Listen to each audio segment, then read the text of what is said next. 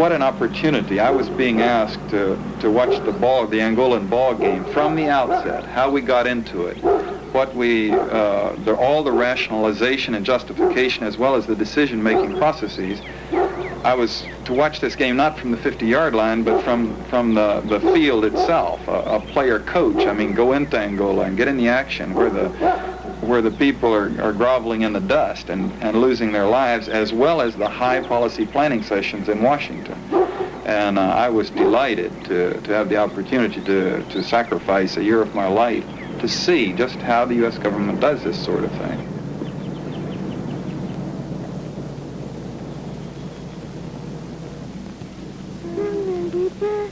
The CIA went into Angola in July of 1975. We started out with $6 million, and eventually the total budget was $31 million. The first effort was arms that were sent from America to Kinshasa in U.S. Air Force C-141 planes.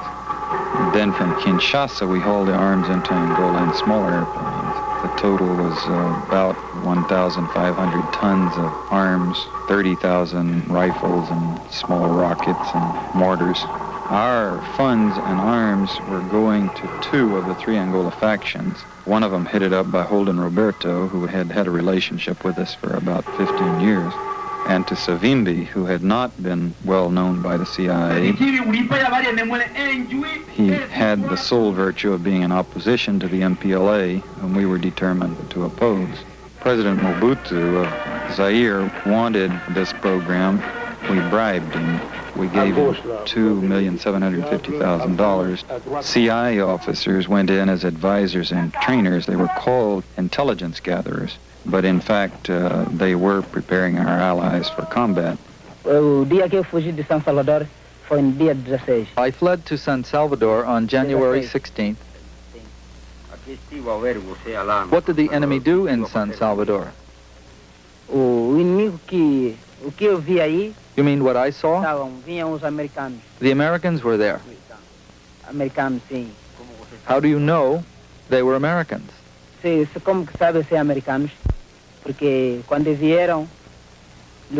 the villagers saw them with their own eyes, they saw they were Americans.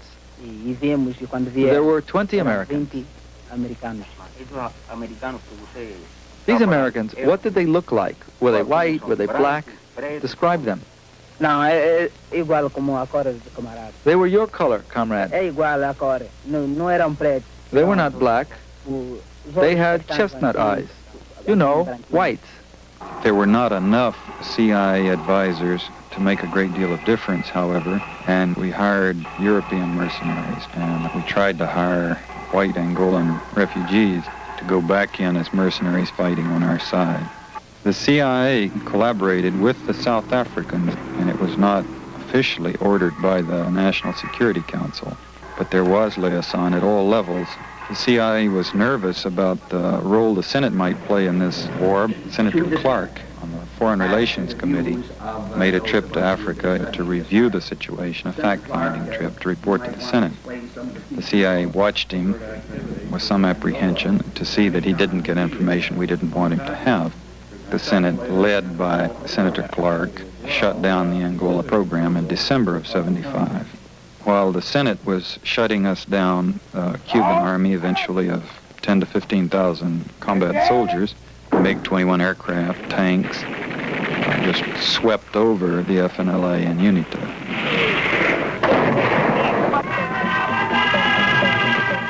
And we lost decisively. A victory that will change the course of African history. The victory of the heroic people of Angola. Nevertheless, I think we could have won the thing if we had gone in very quickly. When I went out there and came back, I recommended that, I said the forces are about equal right now. And if we go in with immediate, abundant support, we can win. We can take Luanda. By that, I meant tactical air and American advisors. Put in several hundred troops very quickly and put in some of these really monstrous weapons, airplanes, you know, that fly around shooting 8,000 rounds a minute down, and you'd have been into Luanda just like that.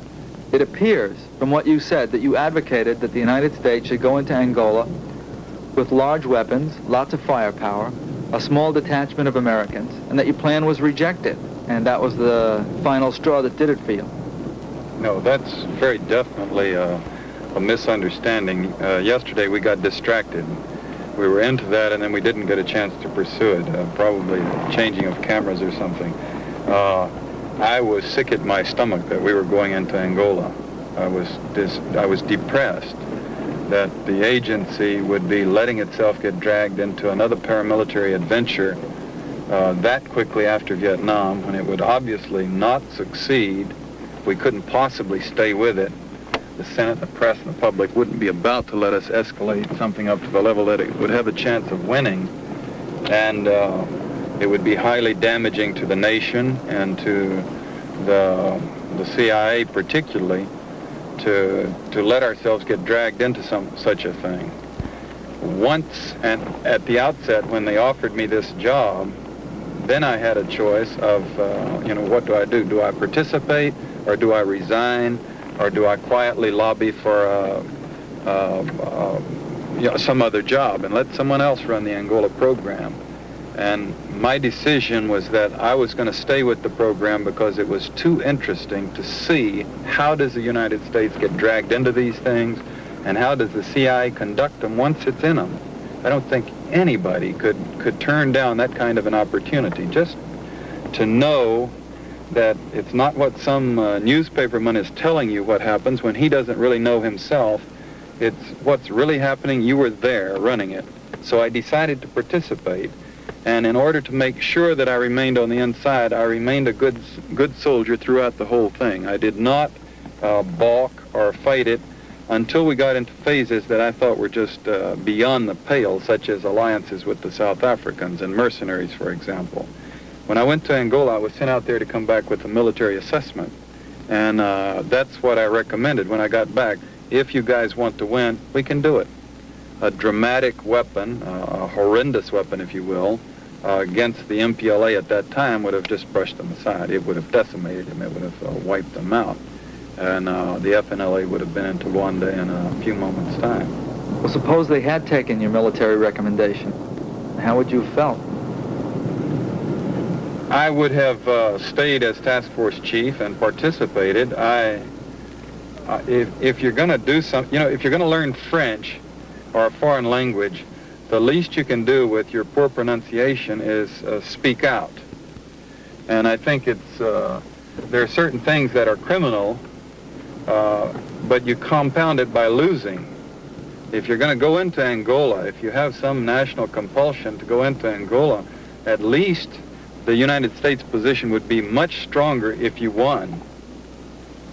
And if they had accepted my recommendation at that point, I would have been much happier if they had gone ahead and won than I was with the contemptible middle ground that they followed.